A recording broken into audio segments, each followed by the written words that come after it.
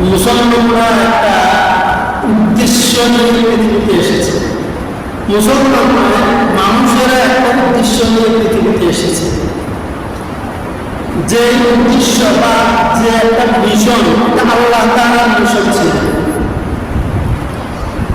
আল্লাহ তাআলার একটা মিশন, তিনি এই মিশন দিয়ে মানুষদেরকে পৃথিবীতে পাঠিয়েছেন। আর যে কোনো মিশনে, যে কোনো যুদ্ধে, যে কোনো সংগ্রামে যদি প্রতিপক্ষ না থাকে, ওই সংগ্রাম, ওই যুদ্ধ সুন্দর হয় না, সুন্দর হয় না। তো আল্লাহ তাআলা একটা মিশন নিয়ে পৃথিবীতে মানুষকে পাঠিয়েছেন। আর এই মিশনের লড়াকু সৈনিক হিসাবে, যোদ্ধা হিসাবে, সেনাবাহিনী বা মুজাহিদ হিসেবে আল্লাহ মানুষদেরকে নির্বাচন করেছেন। আর এই সেনাবাহিনীর সেনাপ্রধান, সর্বাধিনায়ক, কমান্ডার ইন চিফ হিসেবে পাঠিয়েছেন সর্বকালের সর্বশ্রেষ্ঠ নবী মুহাম্মদুর রাসূলুল্লাহ সাল্লাল্লাহু আলাইহি ওয়াসাল্লাম। আর এই সেনাবাহিনীর প্রতিপক্ষ বাহিনী হিসেবে সেনাপতির দায়িত্ব পালন করছে শয়তান, ইবলিস। আর তার সেনাবাহিনী হিসেবে, তার বাহিনী হিসেবে কাজ করছে এই পৃথিবীর হিন্দুত্ববাদীরা, ইয়াহুদিরা, খ্রিস্টানরা, বৌদ্ধরা, নাস্তিকেরা সহ ইসলামকে বিকৃতিকারী অথবা ইসলামকে অস্বীকারকারী। খেয়াল করবেন, ইসলামকে বিকৃতকারী এবং ইসলামকে অস্বীকারকারী এই দুই শ্রেণী মুহাম্মদুর রাসূলুল্লাহ সাল্লাল্লাহু আলাইহি ওয়াসাল্লামের সেনাপতিত্বে যে লড়াই চলছে পৃথিবীতে, সে লড়াইয়ের এগেনস্টে প্রতিপক্ষ হিসেবে কাজ করছে। এই যে নবীজি সাল্লাল্লাহু আলাইহি ওয়াসাল্লাম সেনাপতি হিসেবে কাজ করছেন, তিনি যাওয়ার আগেই তিনি সিদ্ধান্ত দিয়ে গেছেন যে তার এই সেনাপতিত্বের দায়িত্ব ক্রমান্বয়ে কারা পালন করবে। তিনি বলে গেছেন, আনা খাতামুন নাবিয়্যিন লা নাবিয়্যা বা'দি, আমি শেষ নবী, আমি সর্বশেষ এবং চূড়ান্ত কমান্ডার ইন চিফ, আমি। আমার পরে আল উলামা ওয়ারাসাতুল আম্বিয়া, উলামায়ে কেরাম, বিশুদ্ধবাদী উলামায়ে কেরাম। আমার শব্দগুলো খেয়াল করবেন, ভণ্ডা আলেমও আছে পৃথিবীতে, নাই? আছে। বিশুদ্ধবাদী উলামায়ে কেরাম, আহলে হক উলামায়ে কেরাম, সেই আলেমেরা যারা যে ইলম শিখেছে সেই ইলম মতো আমল করে অন্যকে বলে, ওই আলেমরা নবীজির পরবর্তী কমান্ডারের দায়িত্ব প্রতিনিধি হিসাবে পালন করবে। আর এই ময়দানে মুজাহিদ সেনাবাহিনী হিসাবে কাজ করবে প্রত্যেকটা কালিমাওয়ালা মুসলমান, প্রত্যেকটা কালিমাওয়ালা মুসলমান। যেই মুসলমান হওয়ার পরে আবার ইসলাম ধর্মকে ত্যাগ করে অথবা ইসলাম ধর্মের বিরুদ্ধে অবস্থান নেয়, সে হচ্ছে গাদ্দার। সে কি? সে গাদ্দার। কোন ধর্মে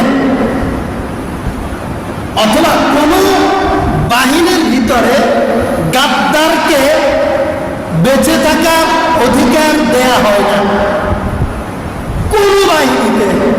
ইভেন আপনারা যারা সেনাবাহিনী সম্পর্কে জানেন, সেনাবাহিনী, নৌবাহিনী, বিমান বাহিনী, যারা সশস্ত্র যোদ্ধা, তাদের ভিতরে যারা অন্যায় করে, যাদের বিরুদ্ধে সেনা আইনে মামলা হয়, মার্শাল কোর্ট হয়, মার্শাল লতে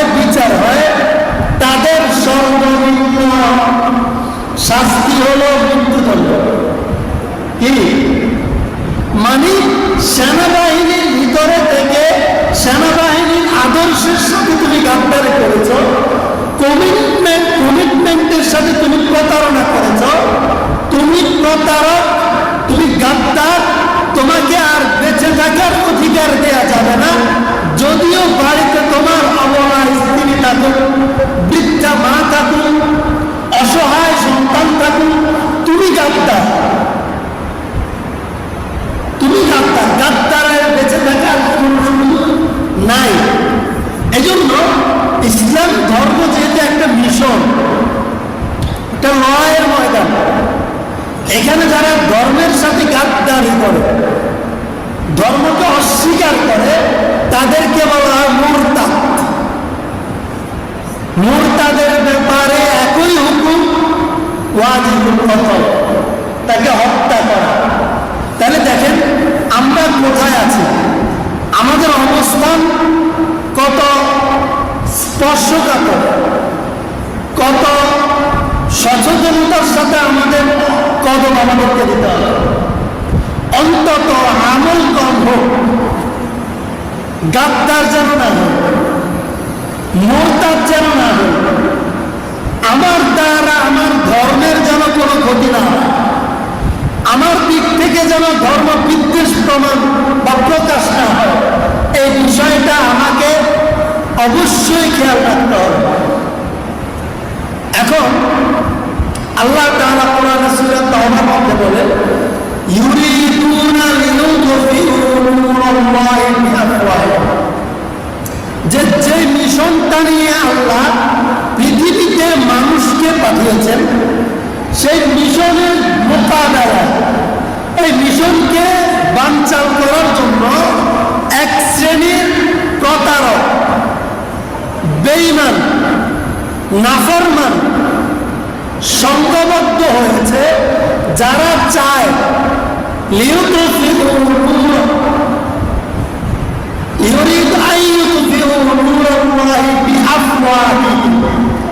যারা চায় উৎকার দিয়ে আল্লাহর এই মিশনকে মিশিয়ে দিবে,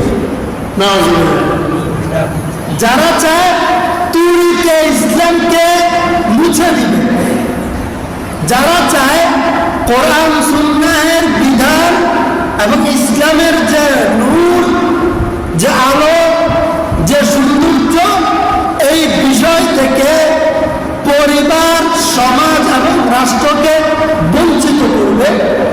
এই জন্য তারা এক এক সময় এক একটা কথা বলে।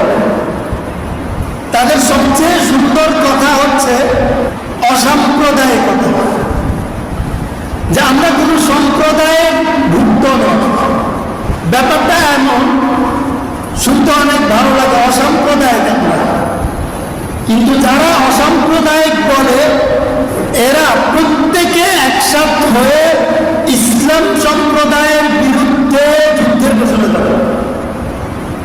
ওরা এমনি আমাদেরকে, মুসলমানদেরকে বুঝে আমরা অসাম্প্রদায়িক, আমাদের মধ্যে ঘোরামি নেই, কিন্তু সবচেয়ে বড় প্র্যাকটিক্যাল লাইফে তারা ঘোরা। তাদের প্রত্যেকটা অবস্থান ইসলামের বিরুদ্ধে। তাদের আরেকটা অবস্থান হচ্ছে সেকুলারিজম। এখানেও তারা হিন্দুদেরকে সহ্য করে, বৌদ্ধদেরকে সহ্য করে, ইহুদিদেরকে সহ্য করে, পৃথিবীর যত নষ্ট ভ্রষ্ট সবাই সহ্য করে, সবার অধিকারের কথা বলে, কিন্তু ইসলাম এবং মুসলমানদের অধিকারের প্রশ্ন আসলে তারা উগ্র হয়ে যায়। সবচেয়ে জনপ্রিয় শব্দ সেটা হচ্ছে গণতন্ত্র। খেয়াল করুন, সবচেয়ে ইসলামের বিরুদ্ধে সবচেয়ে জনপ্রিয় শব্দ কি? গণতন্ত্র। গণমানুষের মতবাদ, জনগণ যেটা বলবে সেটা হবে। আচ্ছা, মুসলমান নাকি এইটা বলে, এটা বিশ্বাস করে মুসলমান হয়েছে যে জনগণে যেটা বলবে আমরা সেটাই করব? নাকি এই বিশ্বাস করে মুসলমান হয়েছে যে আল্লাহ যেটা বলবে আমরা সেটা করব, আল্লাহর রাসূল যেটা করবেন আমরা সেটা করব? মা আতাকুমুর রাসূল ফাখুযুহু ওয়া মা নাহাকুম আনহু ফান্তাহু। রাসূল যা দিবেন তা নিবেন, যেটা থেকে নিষেধ করবেন সেটা বর্জন করবেন। লা ইলাহা ইল্লাল্লাহ, আল্লাহ ছাড়া কোনো উপাস্য নেই। মুহাম্মাদুর রাসূলুল্লাহ, মুহাম্মদ ছাড়া কোনো অনুকরণ নেই, কোনো মান্যবর নেই, কোনো অবিসম্পাদিত নেতা। এটা বলেই তো আমরা মুসলমান হয়েছি, তাই না? তাহলে মুসলমানদের কালিমা বলে আল্লাহ এবং তার রাসূল যেটা বলবেন সেটা হবে। তার বাইরে সারা পৃথিবী যদি এক পাশে থাকে, আমি একা তার মোকাবেলায় দাঁড়াবো। কারণ আমার কাছে আল্লাহ এবং তার রাসূলের অবস্থানের কাছে কোনো অবস্থানের, কোনো মতবাদের, কোনো মতামতের 2 পয়সার দাম নাই। এটাই তো আমাদের কালিমার দাবি, নাকি? তাহলে গণতন্ত্র বলে কি, আমার কালিমা বলে কি? এই গণতন্ত্র শব্দটা বা এই মতবাদটা আমার কালিমার সাথে সাংঘর্ষিক কিনা? আমি সহজে বুঝেছি, সাংঘর্ষিক না? সাংঘর্ষিক। কেন? গণতন্ত্র বলে জনগণ যেটা বলবে সেটা হবে, জনগণ যেটা বলবে সেটা হবে। এটা কি ইসলামের কথা? না। এখন গণতন্ত্র বলে এই দেশের ম্যাক্সিমাম জনগণ যদি লম্পট হয়, ধর্ষক হয়, চাঁদাবাজ আর টেন্ডারবাজ হয়, 2 নম্বর হয়, সন্ত্রাসী হয়, তাইলে এই ম্যাক্সিমাম জনগণ এটা চাইবে এই দেশের মানুষ পর্দা না করুক, নারীরা বেপর্দা ভাবে নিজেদের সৌন্দর্যকে প্রদর্শন করুক, তার কাছ থেকে যাকে ভালো লাগবে তাকে তুলে নিয়ে যাবে। এই দেশের বেশিরভাগ মানুষ যদি লম্পট হয়, তারা বলবে এদেশের যুবক যুবতীদের জন্য যৌনকর্মীদেরকে, বেশ্যাদেরকে যৌনকর্মী পরিচয়ে বেঁচে থাকার অধিকার দেওয়া হবে। বেশ্যাবৃত্তিকে একটা শিল্প হিসাবে ঘোষণা করা হোক, এদেরকে লাইসেন্স দেওয়া হোক, যৌনপল্লী প্রতিষ্ঠা করা হোক। যদি কোনো মানুষের অবৈধভাবে লাম্পট্য করতে মন চায়, সে যৌনপল্লীতে গিয়ে বৈধভাবে লাম্পট্য করবে না। এটা রাষ্ট্রীয় বৈধতা। কি এটা কে বলে? গণতন্ত্র বলে। আর গণতন্ত্র এটা হচ্ছে ঘোষণা। এই ঘোষণার সাথে আরো একটা অঘোষিত নীতি আছে, অঘোষিত, যেটা মুখে বলা হয় না, কাজে প্রমাণ করা হয়। 100 বছরে এটা প্রমাণিত, বাংলাদেশে এটা প্রমাণিত। সেটা হলো, আমরা এই জাতীয় সবকিছু সহ্য করে নিব, কিন্তু ইসলামের নামে, মুসলমান পরিচয়ে, মানবতার ধর্মের নামে, মুহাম্মদুর রাসূলুল্লাহ সাল্লাল্লাহু আলাইহি ওয়াসাল্লামের আদর্শের নামে কোনো কিছুই সহ্য করা হবে না। এটা হচ্ছে গণতন্ত্রের আসল রূপ, আসল রূপ। তো এই দেশের, যে দেশে গণতন্ত্র প্রতিষ্ঠা হবে, সেই দেশের ম্যাক্সিমাম মানুষ যদি ইসলাম চায়, কিন্তু সেটা দেয়া যাবে না, সেটা মানা যাবে না। সেটাকে বলা হবে গোলামি, ধর্মীয় গোলামি। সেটাকে বলা হবে উগ্রবাদী, সেটাকে বলা হবে জঙ্গিবাদীর উত্থান। সেটাকে বলা হবে এই দেশ কি আবার আফগানের মতো করতে দেওয়া যাবে? এই দেশকে আমেরিকার আদর্শে লালন করা যাবে, এই দেশকে রাশিয়া পন্থী বানানো যাবে। গণতন্ত্র বলে এই দেশকে ব্রিটেন পন্থী বানানো যাবে। গণতন্ত্র বলে এই দেশে চায়না বুদ্ধিস্টদের আদর্শ লালন করা যাবে। গণতন্ত্র বলে এই দেশে মুশরিক হিন্দুদের, ভারতীয়দের আদর্শ সংস্কৃতি লালন করা যাবে, পালন করা যাবে। কিন্তু এই দেশে আফগানিস্তানের জনগণ, আফগানিস্তানের মুসলমান বিশুদ্ধতার আলোকে যে ইসলাম প্র্যাকটিস করে, সেই ইসলাম পালন করা যাবে না। যদি এই দেশের জনগণ ইসলাম প্র্যাকটিস করে, বোরখা পরে একটা মেয়ে কলেজে বিশ্ববিদ্যালয়ে যায়, দাড়ি টুপি পরে একটা ছেলে বিশ্ববিদ্যালয়ে যায়, তাহলে বলা হবে আফগানিস্তান হয়ে যাচ্ছে। বিশ্ববিদ্যালয়ের ছেলে যদি মসজিদে নামাজ পড়তে যায়, বলা হবে বিশ্ববিদ্যালয় মাদ্রাসা হয়ে গেছে। বিশ্ববিদ্যালয়কে মন্দির বানানো যাবে, কিন্তু মাদ্রাসা বানানো যাবে না। এটা হচ্ছে গণতন্ত্রের আসল। মনে কষ্ট নিচ্ছেন? বিরক্ত লাগছে কথাগুলো? বুঝছেন? আপনারা আমার কাছে সবচেয়ে আপন কেন জানেন? আমি আপনাদের দ্বীনি ইমানি দায়িত্ব আমি প্রাপ্ত হয়েছি। আপনারা সুযোগ দিয়েছেন আমাকে যে আপনাদেরকে যেন দ্বীনি কিছু কথা প্রতি সপ্তাহে শিখাই, তাই না?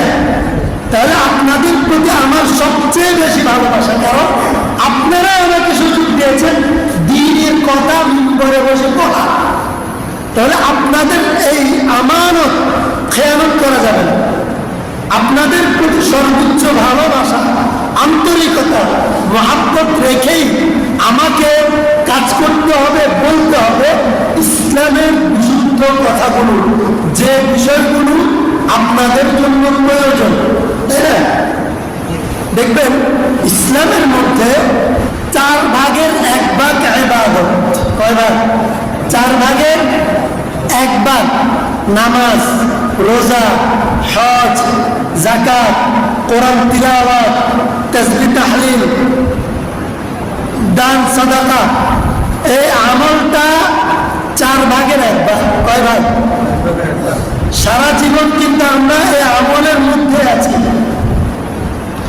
আমাদের মধ্যে কেউ যদি এই নামাজ, রোজা এটা ভালো করে করতে পারে, তাহলে সে মনে করে যেন আমি মাশাআল্লাহ, আর ইসলামের কিছু জানার বোঝার দরকার নেই। বাকি 3 ভাগ মুআমালাত, মুআশারাত, লেনদেন, আচার আচরণ, বিবির সাথে কিভাবে চলবে, সন্তানের সাথে কিভাবে আচরণ করবে, বাবা মায়ের সাথে কিভাবে আচরণ করবে, প্রতিবেশীর সাথে কিভাবে আচরণ করবে, ব্যবসা প্রতিষ্ঠানে কিভাবে লেনদেন করবে, চাকরি প্রতিষ্ঠানে কিভাবে কাজ করবে,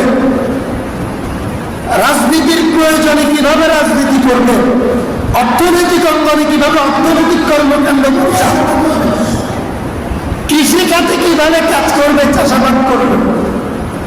বাকি 4 ভাগের 3 ভাগ এসব কিছু। এই জন্য দেখা যায় যে একজন মানুষ সারা জীবন তার 20 বছর 30 বছর জমাত ছুটে না, কিন্তু সুদে কারবারিও জানে না।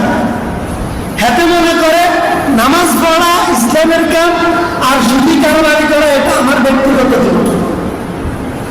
একজন মানুষ জীবনে 30 বছর সে দাঁড়িয়ে রেখেছে জওয়ান কাল থেকে, পাঞ্জাবি পরে জওয়ান কাল থেকে, দাড়ি পেকে গেছে, টুপি মাথায় দেয়, 5 ওয়াক্ত নামাজ মসজিদে আদায় করে। খেয়াল করবেন, সে মসজিদের সভাপতি হয়ে গেছে, সেক্রেটারি হয়ে গেছে, ক্যাশিয়ার হয়ে গেছে। মসজিদের এমনও হয় ইমাম মুয়াজ্জিন না থাকলে মসজিদে আজানের ক্ষমতা দেয়, এমনও আছে বিভিন্ন জায়গায়। এত ভালো মুসলমান হয়ে গেছে, কিন্তু এখনো সে রাষ্ট্র পরিচালনার ক্ষেত্রে আওয়ামী লীগ অথবা বিএনপি ছাড়তে পারে না। তাহলে দেখেন সে ইসলামটাকে, কমপ্লিট ইসলামকে 4 ভাগের 1 ভাগ মানছে, 3 ভাগ বাদ দিয়ে দিচ্ছে। ঠিক আছে না? আরেক দল বলে আমরা কি করি, আমরা কোনো রাজনীতি করি না, চোরেরা দেশ চালাক, আমরা চোরের গোলাম হয়ে থাকি। একবার আওয়ামী লীগের গালি দিব, আবার বিএনপির গালি দিব, আর চোরে চোরের কাম করুক, আমার বাদ ঠিক মতন আমি পাইলে আর তারা বিরুদ্ধে কিছু করবো না, কবু যাতে ভালো করে চলে। আমি আমার নামাজ রোজা করলে এসেছি, আর এক দল আছে, একটা মুসলমান আছে, আমি তো নামাজ ঠিক মতো আর কিনতাম রাজন খেয়ে গেছে ইসলাম, এই বছর নামাজ তো হলে আর কিন্তু মানে আল্লাহর মেলা দিয়ে গেছে, আর কত চাই আল্লাহ, আর কিনতাম, আর সংসার নেই, আমার জীবনটা সারি বাড়ি নেয়নি, আর কিনতাম নষ্ট হয়ে আরেক শ্রেণী আছে এটা। এই শ্রেণীর মানুষও ইসলামের 4 ভাগের 1 ভাগ মানে, আর 3 ভাগ বাদ দিয়ে গেছে। যার কারণে ব্রিটিশরা চলে গেছে 1947, আজকে 2024, ব্রিটিশরা চলে গেছে 81 বছর। পাকিস্তান হইল এখনো বেঈমানদের হাতে, ইসলামের কিচ্ছু হয় নাই, 1 পয়সার উপকার হয় নাই। 71-এ এসে আবার শাসন পরিবর্তন হয়েছে, তাও মুসলমানদের কিচ্ছু হয় নাই। 24-এ এসে আবার শাসন পরিবর্তন হয়েছে, এখনো মুসলমানদের কিছু হওয়ার নামগন্ধ নাই। দেখেন, এই দেশে ওলামায়ে কেরাম হচ্ছে ইসলামের প্রতিনিধি নাকি? ওলামায়ে কেরাম বহু বছর আগ থেকে পার্বত্য অঞ্চলের ষড়যন্ত্রের কথা বলছে। যখনই পার্বত্য অঞ্চলের ষড়যন্ত্রের কথা ওলামায়ে কেরাম বলতো, বিভিন্ন ট্যাগ দিয়া জঙ্গিবাদ বলে বহু ওলামায়ে কেরামকে, তার মধ্যে একজনের নাম আমি স্পষ্ট বলি, তার নাম মাওলানা মুফতি মাহমুদুল হাসান নববী, তাকে পর্যন্ত জেলে ঢুকিয়েছে, গুম করেছে। পার্বত্য অঞ্চল কিভাবে বাংলাদেশ থেকে বিচ্ছিন্ন করার ষড়যন্ত্র হচ্ছে, সবকিছু আমিও এখানে বলেছি, যতদূর মনে আছে, গত সরকারের আমলও বলেছি, আমরা বলেছি এই কথাগুলো। কিন্তু আমাদেরকে শত্রু মনে করে, শত্রু বলে, তারা দেশের সাথে দুশ্মনী করে, তারা তাদের কাজ করেছে, দেশের একটা অঞ্চলকে শত্রুর হাতে তুলে দিয়েছে। আজকে সরকার এসে নাকানি সুবানি খাচ্ছে, কিছু করতে পারতেছে, বুঝেন না? দেখেন, যারা দেশের বিরুদ্ধে কাজ করেছে তাদের প্রতিনিধি সরকারে আছে। ওলামায়ে কেরাম দেশের জন্য এত ফিকির করেছে, আলেমদের জন্য, মুসলমানদের জন্য একজন প্রতিনিধি দিচ্ছেন, তা শুধু ধর্ম সাইডে, মানে ইসলাম মসজিদ মাদ্রাসার ভিতরে না, অন্য সাইডে ইসলামের অধিকার নেই। এখনো যদি আমরা না বুঝতে পারি, কখন বুঝব? 81 বছর শেষ,